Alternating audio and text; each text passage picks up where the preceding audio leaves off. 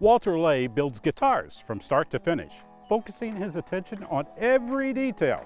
He builds guitars with outstanding tone, power, playability, and aesthetics. From finding the right wood with the best tone to the glue that holds it together, his guitars are one of a kind.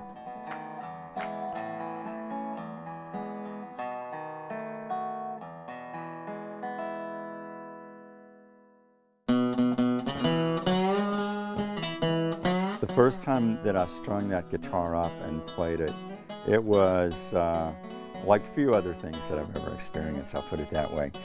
When the first notes jump out of this instrument that you've been working on for hours and hours, it's an indescribable, exciting experience. Well, hand me down my walking cane, yeah, hand me down my walking cane. I use processes that were abandoned long ago by the mass producers of guitars.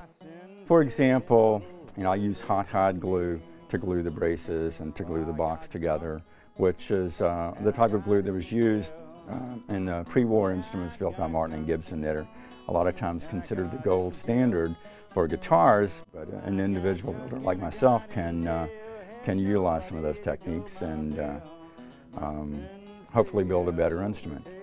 The designs for my guitars are somewhat based on designs that were developed by Martin and Gibson in the 1930s.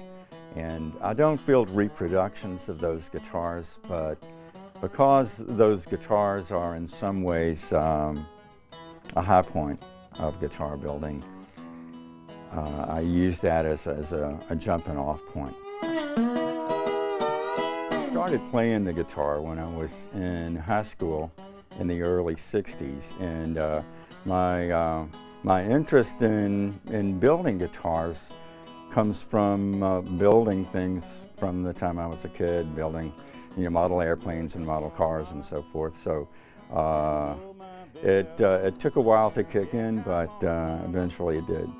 And go my Bill, yeah, come on mama, now go. The first part of building a guitar is choosing the wood. And I'll start off with some wood like this.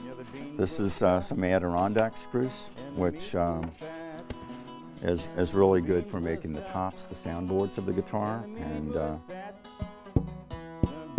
I'll tap and just see what the wood sounds like to begin with. It's getting to know the wood, putting my hands on it and flexing it a little bit and seeing how that feels. And that affects kind of everything else that I do along the way. Most pieces of wood that go into a guitar, the top and back, are what's called book matched. It's two pieces that I don't know if you can tell, but the grain, it's like if you were to open up a book. It's cut like this. It's called book matched. And so the grain on each side of the center line matches. And I plane the two pieces together and then hold it up to the light and see if any light comes through the gap. The next step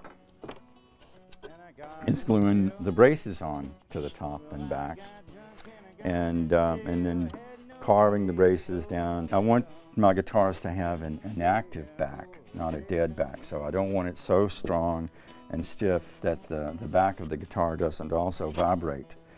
So that's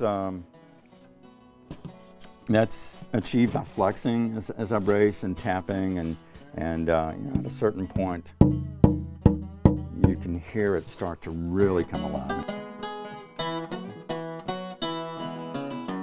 As far as the playability of the instrument goes, getting the neck at just the right angle, setting up the action of the guitar, how high the strings are off the fretboard determines how easy it is to play, and to some extent the sound that you get out of the guitar. If you don't, and then placing the bridge and saddle on top of the soundboard in precisely the right place determines whether or not the instrument's going to play in tune. Then cutting the slots for the frets that has to be precise also for the instrument to play in tune. Since they have overtaken me. What happens here, this iron is hot, and when the wood, which is wet a little bit, hits the hot iron, the fibers in the wood will start to relax and become flexible for bending.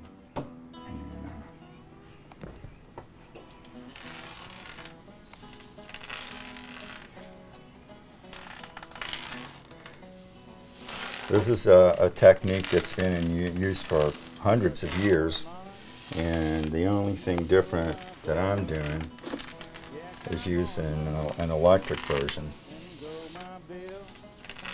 Yeah, come on, mama, now go my bill, get me out of this Nashville jail. My sins they this is my logo that I use on the peg heads of all of my instruments, and that's also Pawa abalone. This is a symbol that I picked up in a visit to New Zealand a few years ago. The Maori people, the natives of New Zealand, do a lot of work with pearl, and it symbolizes hope and good fortune. So I adopted that as my logo. I think every guitar I've made, I really would like to hold on to it and not let it go. Each one is different, and each one has had different qualities about it that make me think I wish I had made two like that while I was building that guitar, so I could keep one for myself.